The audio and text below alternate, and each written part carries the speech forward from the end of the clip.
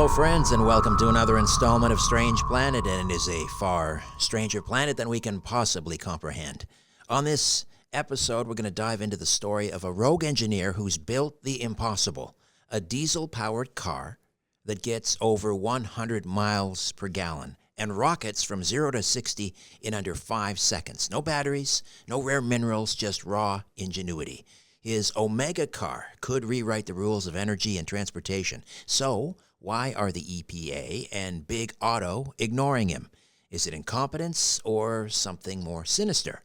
He's going to join us to expose the truth behind the EV agenda, regulatory roadblocks, and what happens when one man dares to challenge the system. Before we get to all that, just a friendly reminder, if you'd like to get a little deeper into Strange Planet, you might want to consider becoming a premium subscriber. And it's real easy to do. Just click on the link in the episode notes. It's strangeplanet.supportingcast.fm, strangeplanet.supportingcast.fm. You gain access to commercial-free listening, plus special bonus episodes produced exclusively for premium subscribers. All right, let's dive in, shall we? Casey Putsch is an American engineer, automotive designer, racing driver who's shaking up the world of high-efficiency vehicle design. As the founder of Putsch Auto Media and the Genius Garage educational program, he's dedicated to mentoring the next generation of engineers through hands-on automotive innovation. His latest creation, the Omega car, is a game changer, a lightweight, aerodynamic diesel vehicle that achieves over 100 miles per gallon while hitting, as I said, 0 to 60 in under 5 seconds. Built independently with a conventional VW TDI engine, it challenges the electric vehicle narrative and exposes flaws in the green energy agenda. He's been featured on the Tucker Carlson Show last month, and he's been compared to Nikola Tesla for his disruptive brilliance. And today, he's with us here on Strange Planet to share his story and what it means for the future of innovation. Casey, welcome. How are you? Thank you. I'm doing great. Just down here at my watchmaking desk and enjoying coffee with you.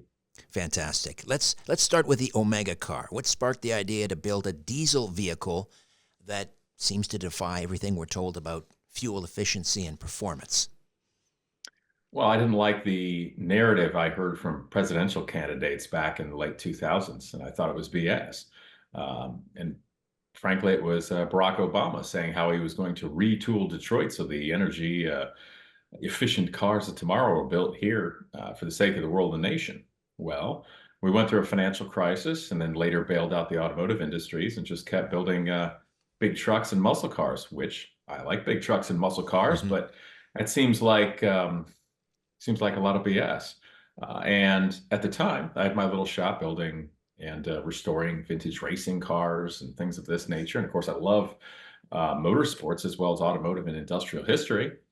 And just in my researches and looking at various material science and things, I started coming up with new ideas and new techniques. And one day I realized that I can make a car that's lower environmental impact, less energy to create, cheaper, more recyclable, better, faster. And what that had stuck with me relating to the political rhetoric and the fact that we weren't going anywhere after a financial crisis and using taxpayers' money to bail out the status quo of the automotive industry. So I thought I would prove a point. And that's why I built the Omega car. So walk us through the moment you realized you could achieve over 100 miles per gallon with a conventional diesel engine. I mean, was there a Eureka moment, or was this a slow grind of breakthroughs like Edison and a light bulb? I would say it wasn't a Eureka moment or a slow grind. To me, it was just obvious. It was just obvious. I could see it. I look at convention and what we have in terms of cars, what we were then starting to build relating to EVs, electric cars, and, all of our best sports cars and commuter cars and trucks and everything out there. So I started to look at drivetrains and power sources, and then I looked at the lack of efficiency, shall we say, in automotive design and engineering. And I just in my mind extrapolated what I could do if I went a different direction. Now, that being said, I built it in terms of a direction of a car that would actually be representative of something useful to the general populace and mass, producible. So it was just obvious to me. I just decided to look around and question the status quo. Right, right. You mentioned the inefficiency of vehicles today, and the gas Yeah. mileage is improving, but still, I mean, they shy in comparison to 100 miles per gallon. Do you think that inefficiency is by design? Somewhat, yes. However, is it all specifically on purpose and a direction? Is it what is the causality? Is it a symptom of something larger? Is it a symptom of, shall we say, a system and human nature when you have power and money and big industrial complexes? It's a complex question, Hmm.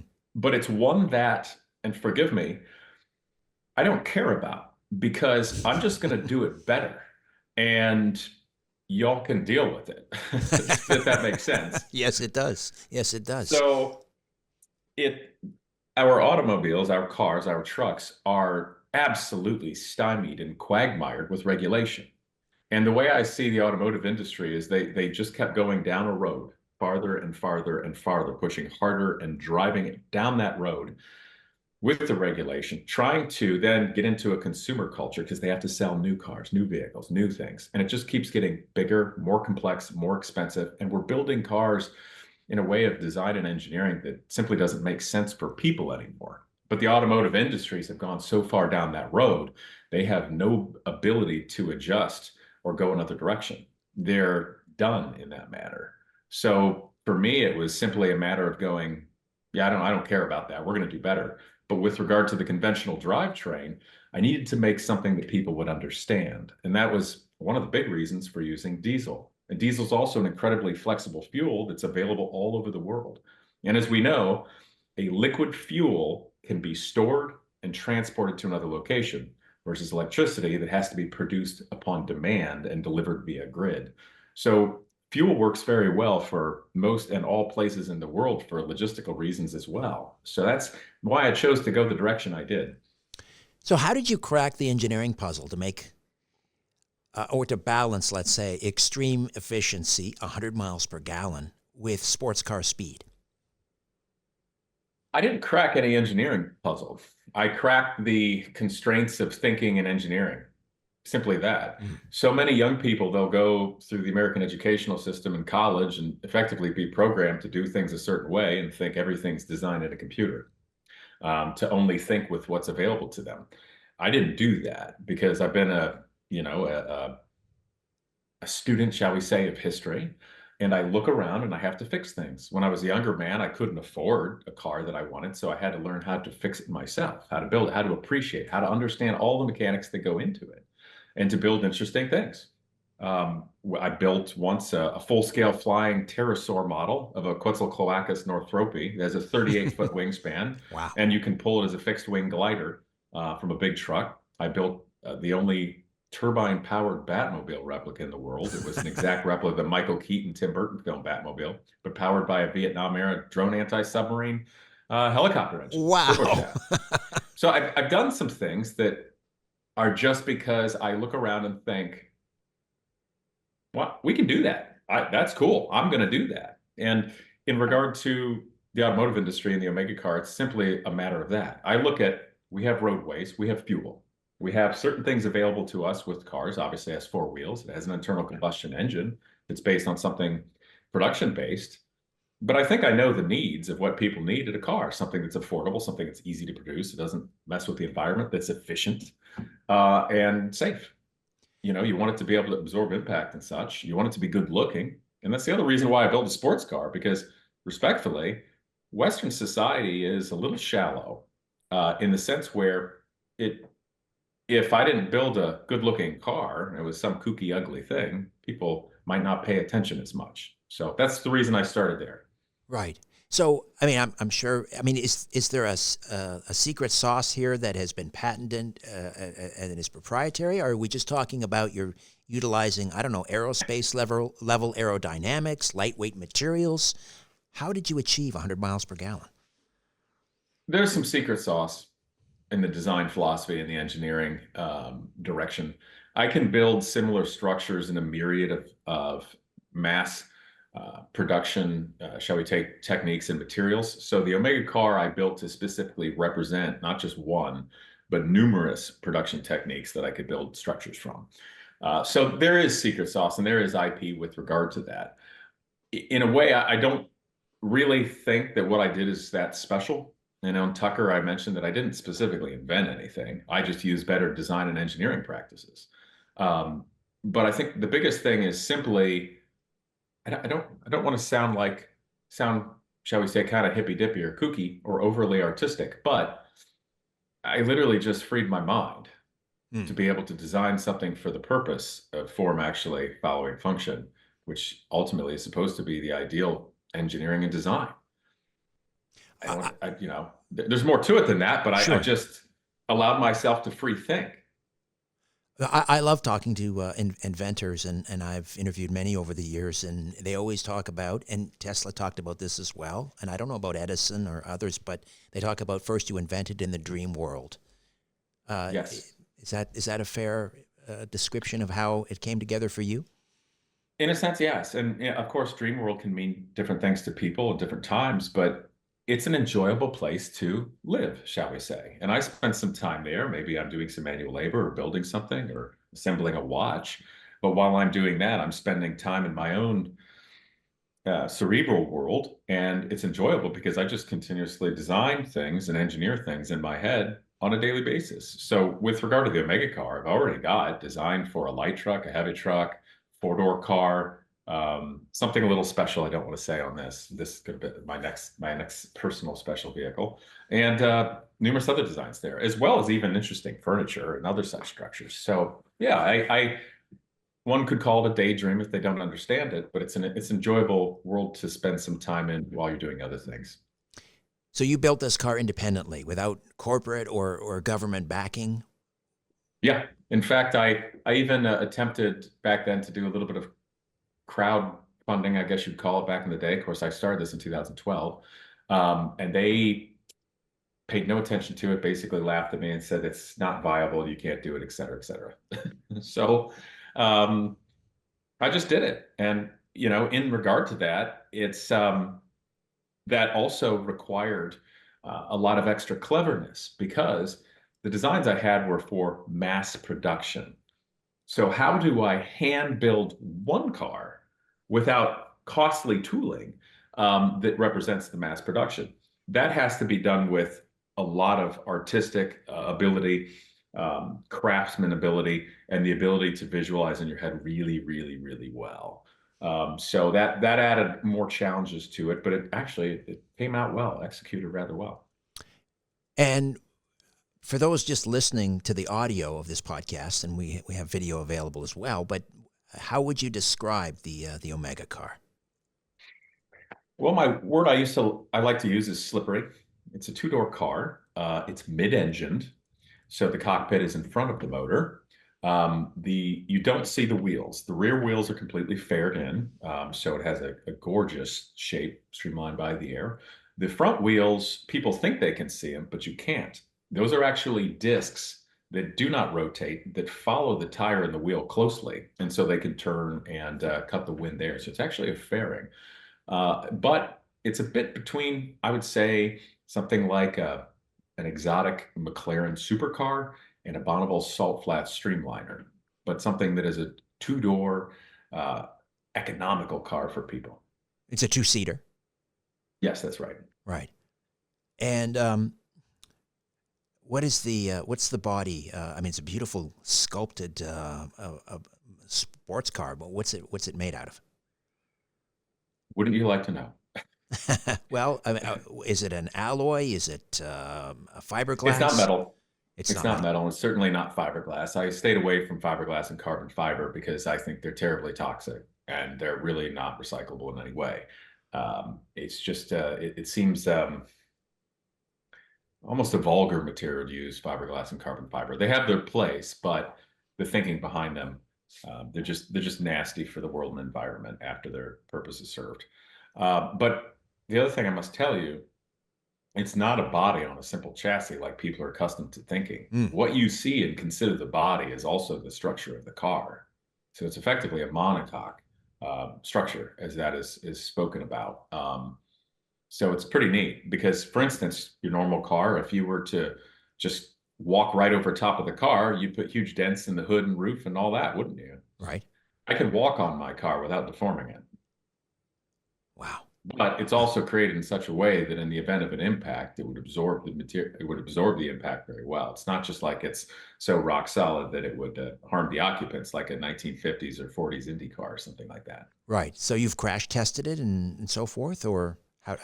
Mental simulations. And I know that that sounds like perhaps BS to some people and a lot of engineers that don't or can't do that. But keep in mind, I also designed and simulated the entire car in my head. And 11 years ago, I said it will do 0 to 60 in under 5 seconds, and it will do over 100 miles a gallon. Mark my words. I got it on video. So, I've done all those other things that other people haven't. So, chances are probably pretty good. I actually thought about impact absorption with regard to crash testing. Can you tell me about the first time you showcased the Omega car in public? It's actually a good question and story because I think it was the end of 2013, and it was right as I was finishing. It was a beautiful car. It was finished in the interior, exterior, rolling, and all that. I was just finishing some wiring, and I showcased it at a hangar party. They're called, with exotic cars, where people with flashy, cool, expensive exotic cars and things get together and drive in and park them, dressed in press, and they pull all the jets out of a private hangar and bring in a DJ and laser lights and all that fun stuff. And so I had it there undercover, and the guy that ran it was kind enough. He gave me the microphone, and it's a little funny because we unveiled it and people were shocked. And it's kind of neat to see all these women in cocktail dresses and men in suits and tuxedos with their mouths open. And then I talked too long. I talked for probably 30 or 45 minutes. A bunch of people that just wanted fancy hors d'oeuvres and maybe to dance weren't that into it. But it was an interesting moment for me in terms of personal growth because that was now been over a decade ago. Wow. And I don't know, maybe in a way I think I was very tired, mentally and physically from creating the car and designing it.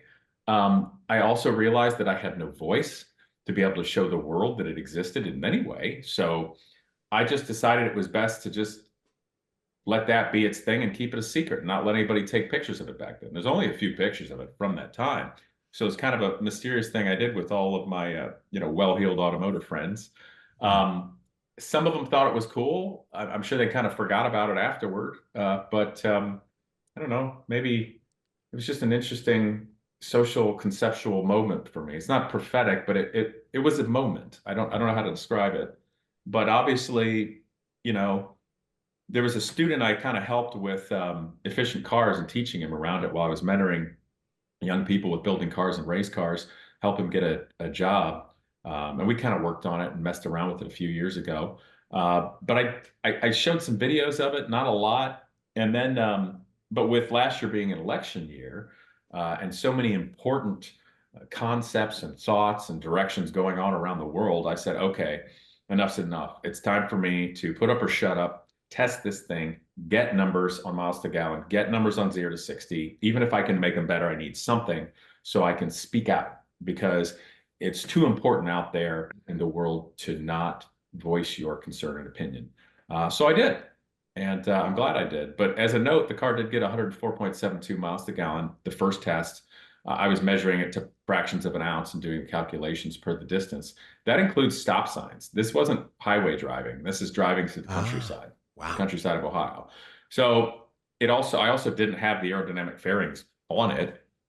And I hadn't done any more testing or tuning. And the diesel I had in there was at least 5 or 6 years old. So there were a lot of things that didn't optimize it for fuel efficiency or its speed runs. And then the next day, I took accelerometers and GPS, the best ones that I could get, and I put them on a 1993 Dodge Viper RT10, a C7 Corvette Grand Sport, and a Tesla Model 3 rear-wheel drive with full charge, all rear-wheel drive cars, and then tested them all. And it beat my Dodge Viper by 0.2 of a second to 60 and exactly matched the Tesla and the C7 Grand Sport Corvette. And of course, the Tesla progressively got slower as its charge wore down.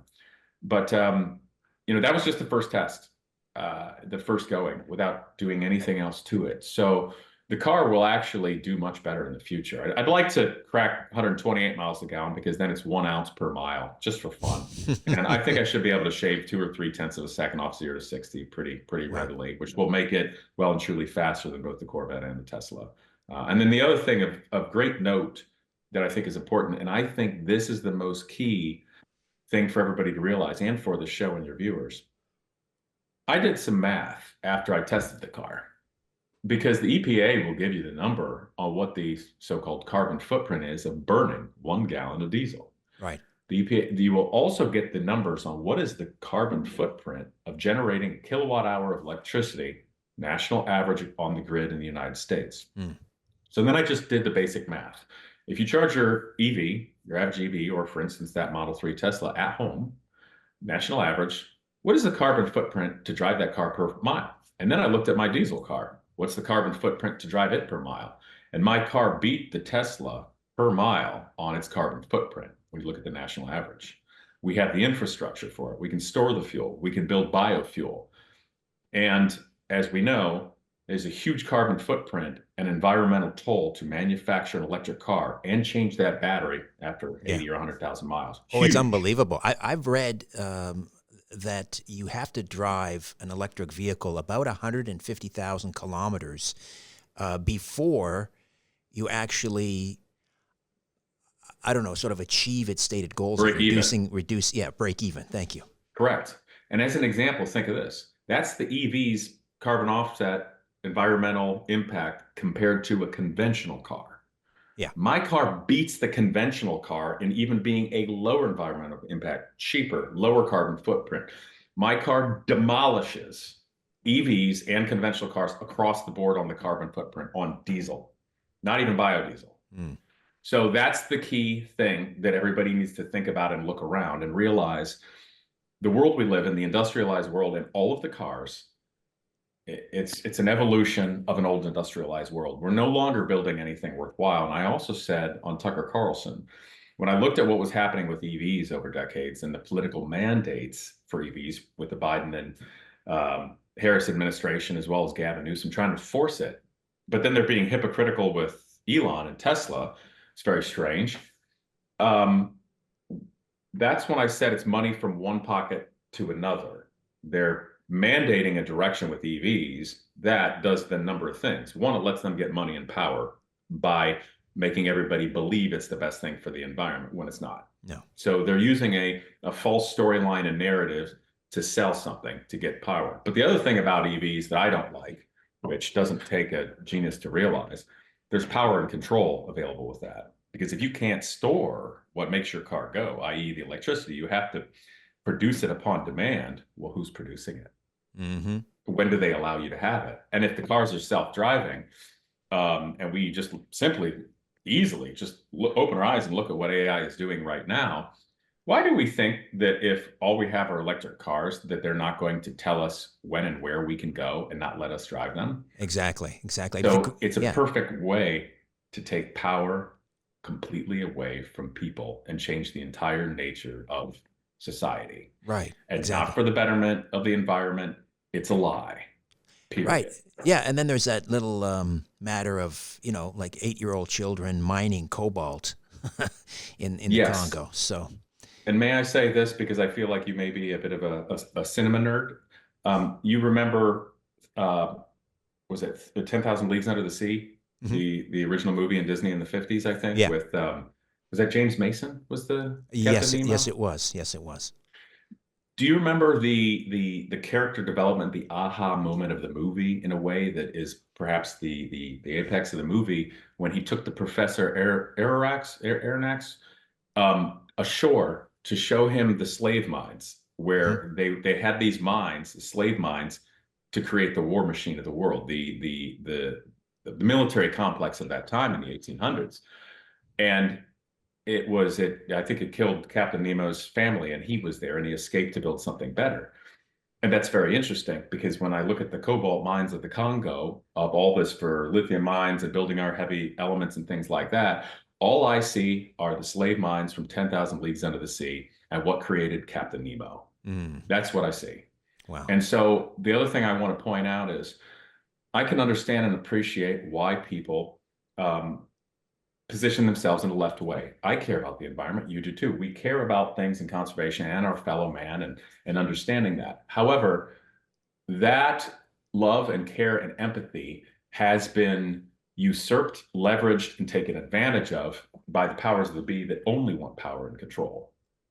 So for anyone out there who, respectfully to them, leans to the left for things of the environment and what's in the best interest of people to grow and create art and live well together, I'm doing a better job with a diesel car than the entirety of the automotive industry and EV and everything. All the powers that be want you to believe.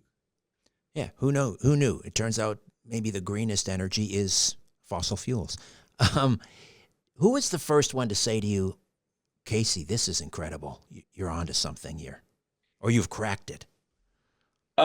You may laugh. I had friends, a nice family that had come from Europe that have a French restaurant and bakery and cafe, and I would go there on Sunday mornings for a pastry and coffee, and they became friends. So they got to see it when I was building, and I think they were the ones that were most first enamored by it. My French restaurant owning friends.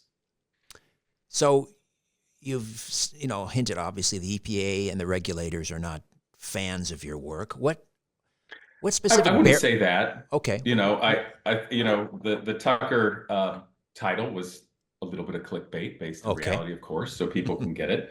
Yeah. I don't think they care about me because I'm nobody to them until I'm somebody. Then maybe I should worry about who's hiding in my bushes. Um, but I can tell you this. It's very clear to me that for as long as I can remember, the idea of safety or the environment is always used as a leverage to create power and control to make things go where someone wants it, not entirely in the nature of safety or the environment. So the United States, as we all know, has a lot of three-letter agencies that have too much power to do rogue things for things that may or may not be in everyone's best interest. How did you get on Tucker Carlson's radar? I just sent him a text message and I was cool and introduced myself and did it in the least weirdo way possible. Just put all my cards on the table and said, I respect you. I will, if asked or no, or you don't respond, I'll delete this number. I respect you and your work. Here's what I've done. A little bit more about it. Here's why I think it matters. Not asking anything in particular of you, but just like to have a more powerful voice and, help.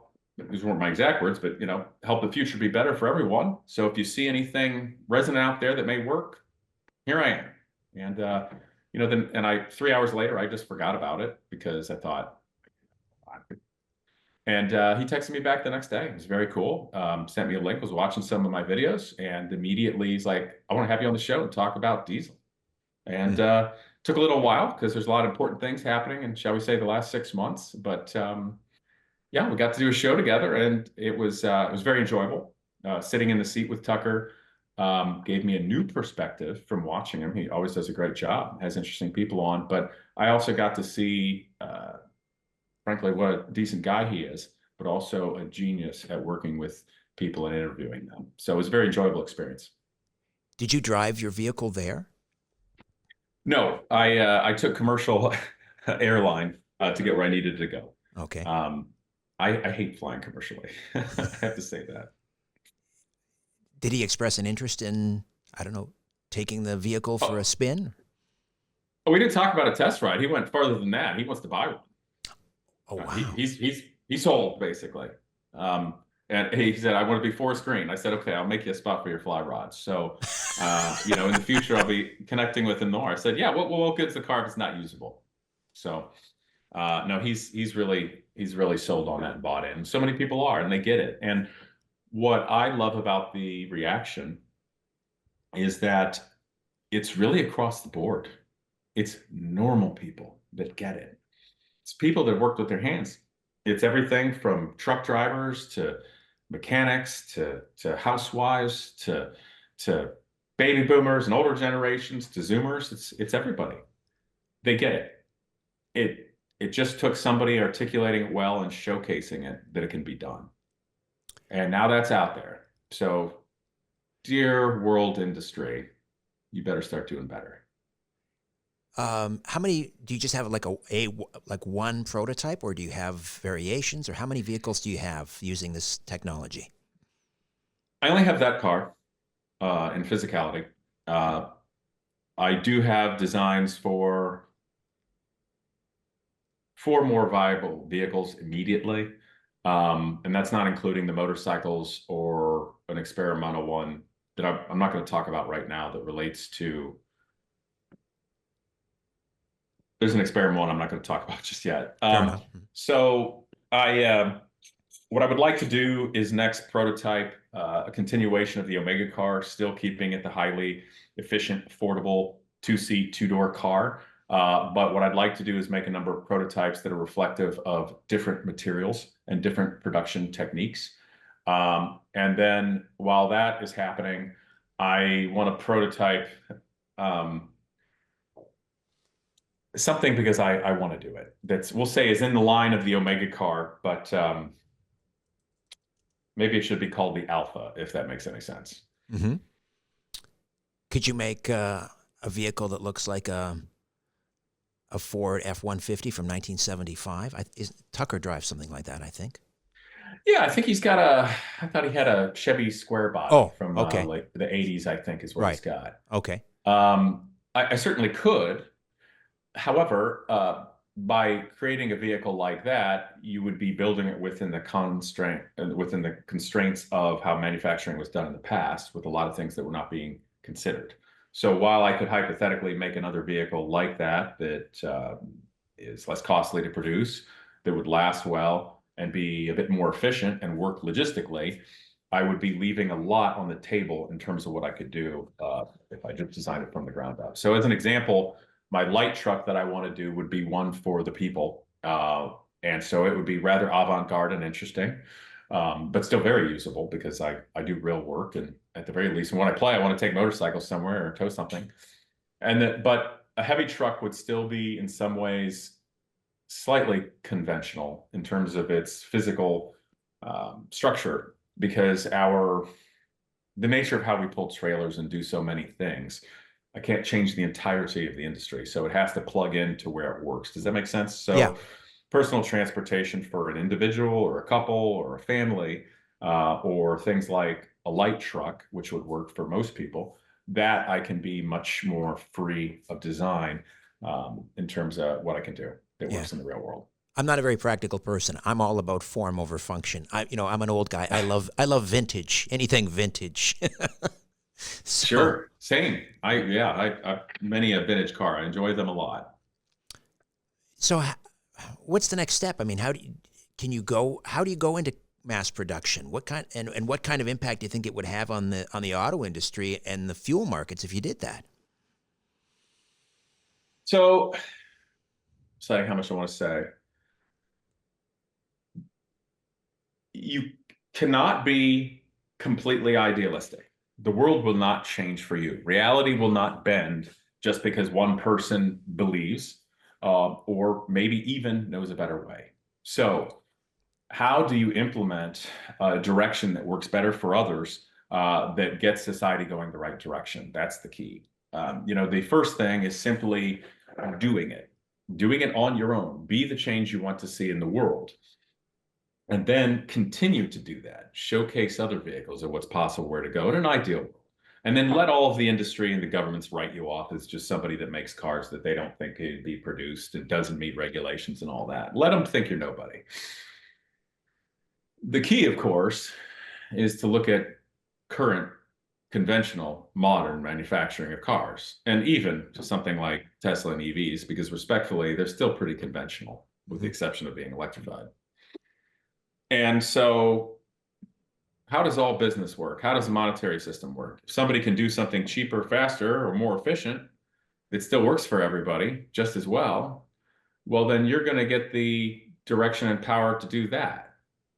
So there'll come a time when all it takes is assessing 2 things: the product, the car off the line, and how it can be altered to be less expensive, better for the world and people, built more readily and efficiently, and more beautiful and functional. And then if you can then do an assessment upon a manufacturing plant or a car company of a cost efficiency analysis, and then in relation to some different other material sciences and production techniques that will suit the needs of the world in the short term, well, guess what you're going to get the power to do?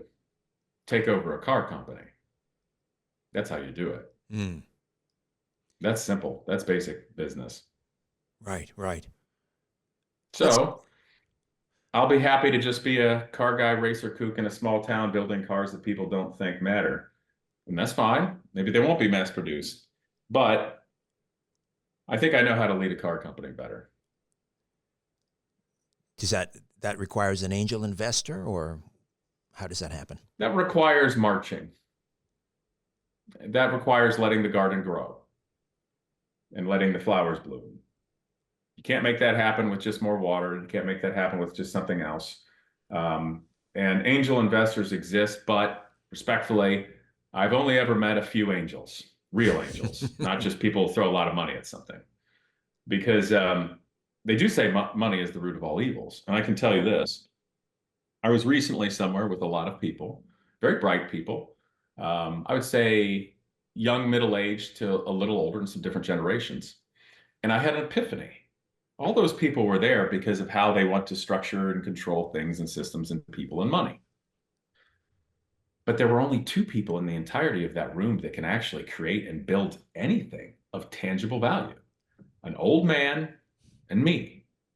And as this old man was speaking, nobody wanted to listen to him. They all disrespected him, even though he was the wealthiest guy in there that had done the most, that created the most. But they were all, I could all tell they were quietly disrespecting him and didn't want to hear him talk. But I was listening to everything he was saying, and I had that moment as I was looking around at everybody that only him and I are the two people that create anything. Mm. So I bring that up because money's fine, but you can take your money and shove it where the sun don't shine if it's not going to be in the best interest, or you just want to turn me into a marionette puppet. Not going to work. What would the price point be on a vehicle? You're making it yourself for someone like Tucker Carlson. Let's say he wants one. What would just Tucker? ballpark?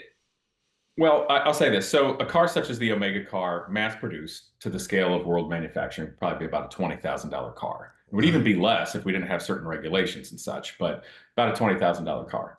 Now, the thing about prototyping cars, effectively you're hand making very low volume, 1 to 10 cars like you would a race car. So depending on what goes into that, an inexpensive, effectively prototype car like that is still going to be multiple hundreds of thousands of dollars. That's why things like race cars and exotic cars are expensive. Yeah. Now, Tucker, despite being a successful man and monetarily well-heeled enough, I'm still a nice guy. So I for some reason I think of Tucker as my fishing buddy. So I hate the idea of coming back to him like, hey Tucker, I'll build you a car, but it's gonna cost $500,000. Like I don't want to do that to him for some reason. But I don't want to say everything right now, but I am now looking at beginning to create some things. And regardless of what anybody else on the planet wants to do, even if the entirety of the world thinks I'm a fool, it was a one-hit wonder, I can't do anything else, nobody wants to invest, nobody wants to put any effort in, nobody believes in it, I don't really care because I'm going to keep going. You mentioned, you got to let the flowers bloom. Is your Genius Garage program where you're mentoring young engineers? Is that part of the plan? Part of the plan with regard to the Omega car, no. They're separate. The plan with what I did with Genius Garage, which is a 501c3 public educational charity, I started that back in 2013 because I saw all the failings of the American educational system and specifically college, which is a longer topic of conversation, of course, but it's garbage for true creatives, and there's no real mentorship or direction. At best, college for so-called creatives in engineering or design is a way to hammer you into that square peg and square hole and get you out to industry and get you a job. And it's a factory for that. It's not one that lets people go as far as they can go or many of them, and even do that great a job about getting people out in industry. So I wanted to change that and mentor young people with something in the real world that's so high end that industry, investors, CEOs, it would be impossible for those peoples and entities to ignore the student and the individual, such as I was ignored as a young man. And it's been very successful over that time. I have students everywhere from, believe it or not, they're at Tesla and Palo Alto, to big automotive manufacturers, petroleum companies, racing companies, engineering companies, startups, you name it. But the only crossover to things that I would like to do in a business way or manufacturing is simply, now that I've mentored about a part of 100 brilliant young people from all around the country for the last 10 years, I got a great contact list of people to call and say, hey, you want to build something cool, come change the world with me? Are there other inventors or small teams out there that you're aware of working on similarly disruptive tech? There are. I can think of a few. I hate to call them small, because some of these places get a lot of funding. Places that are working on interesting or avant-garde or different car concepts to different success. I don't want to name any names. There's one that frustrates me when I looked into them, because they've only produced maybe a half a dozen vehicles, and they've got the better part of $200 million in investment. And that's pathetic. That's absolutely pathetic. That screams more to me that they're good at raising money and not doing anything tangible. And I really don't like that. Yeah. If I had a tenth of that, probably already be leading a car company. I've gotten to that point with a lot of prototypes and such, and started at least 3 tangible small businesses and engineering enterprises out of it. So there are things out there going on, but I don't know of any that really have a clear vision, that have done something, that are not stopping, that is based in actual reality, that can matter tangibly.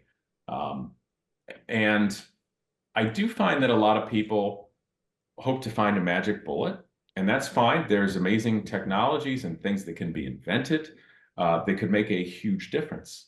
However, my approach is quite a bit simpler.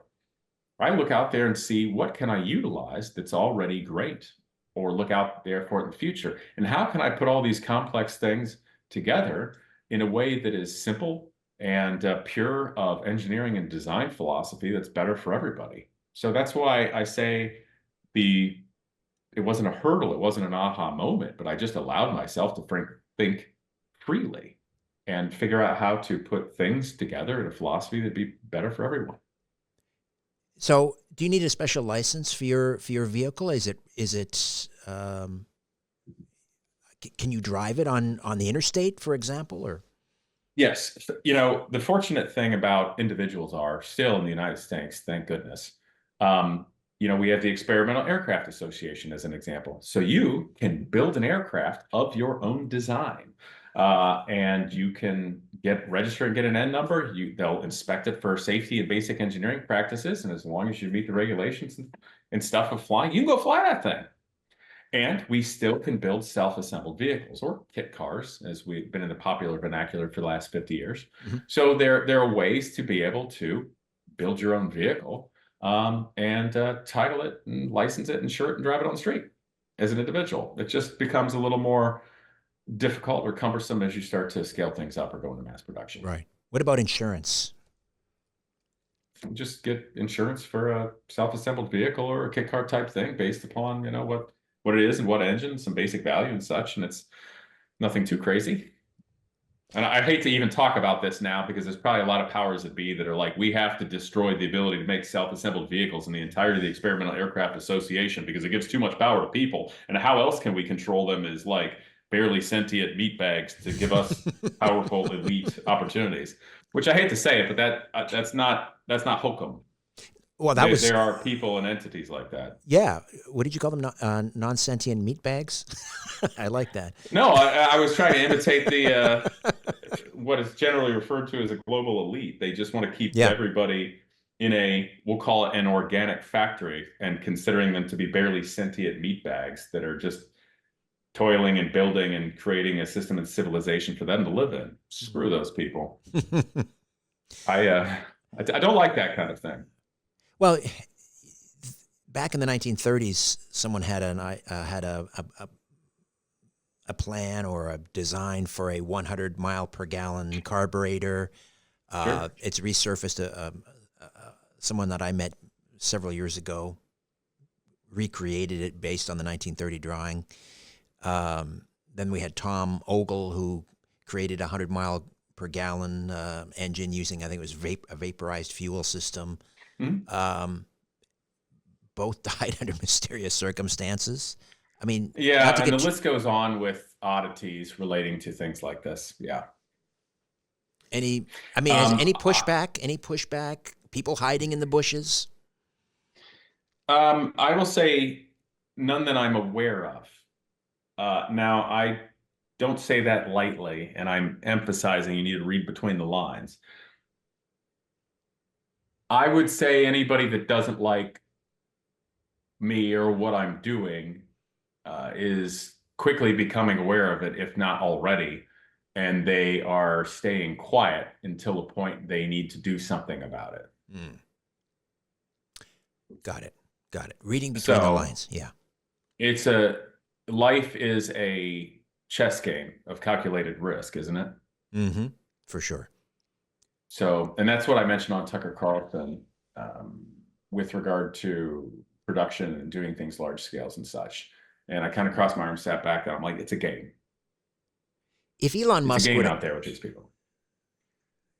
if Elon Musk, Elon, if Elon Musk were to call you and said, Casey, let's collaborate, would you take the call? And what would you pitch him if you did?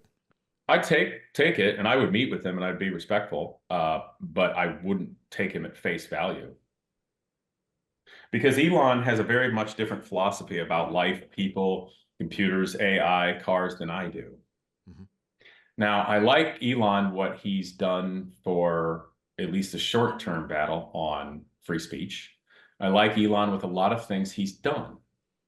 I like space travel. I think that's fantastic. And, it takes things to drive us forward and do that. I mean, look how long it's been since the Apollo missions and such. However, he has a very much different philosophy and mindset toward people, transportation, and how we connect with computers and the human experience. Um, I am far more of a humanist and us growing and having the best symbiotic life on planet Earth and together and doing something and growing forward. So I think our aspirations are similar in terms of exploration, but I think how we look at life and people and computers and the human experience is a lot different. Mine is a lot more organic, with bringing people together in a natural way that is good for everything. I'll be frank that the direction Elon's going, it's something that I'm paying attention to closely because in many ways he is a great power for everybody, but the power that he has can just as instantaneously be used not in humanity's best interest in a time in the future. So it's kind of like, hey, I think you're my friend, and I think you're doing okay with these nuclear weapons and this entire arsenal you have here, metaphorically. But I'm not sure if your path is the one that's in everybody's best interest, and you sure have a lot of power. Mm-hmm. Yeah. Yeah. I think we're on the same Does page that make there. sense? Absolutely. I think we're on the same And page there. that's nothing negative. It's just basic observation. So for our listeners that are inspired by your story and they want to find out more about the Omega car and the Genius Garage, how do they do that? Oh, your listeners are very smart. They can just as quickly go to Google and look at thousands of photos and see what I've done and see the Omega car and look at Genius Garage and my work and effort there. And they can cyber stalk me all day long and make judgments. And they will, and they should. But keep it online. Maybe don't be kooky. I am a real person. Um, Not to say anybody would do that. You know what I mean. We both know how the internet can be. Mm-hmm. But you should look out there and judge for yourself if what I'm saying you think is based in reality, and these things can be done, and that's for you to decide. But I'm just going to keep going. And for those that want to support you in any way, how do they do that? Well, the first thing is reaching out. So in whatever way, maybe if it's just kind words and whatnot, I actually building a little watch company where I make high-end watches out of only Swiss parts, which is enjoyable, a small thing. I'm obviously working to get in a better position with my design and engineering, we'll call it firm or company, and building cars. And there are people out there that could be anything from a well-heeled automotive enthusiast that may want a prototype car, investor type people or people in industry or people with talents, or maybe young people that have a lot of hand skills that maybe want to be part of something in the future. You can find me, just reach out, compose an email. But don't forget who you are and how to contact you and all that. So I welcome it, of course. Just don't go jumping out of my bushes. Casey, a great pleasure meeting you. I salute what you're doing, and I wish you nothing but peace and joy and success. Thank you, Richard. I enjoyed my time here. I appreciate being on. A new Richard Syrett's Strange Planet drops every Monday, Wednesday, and Friday.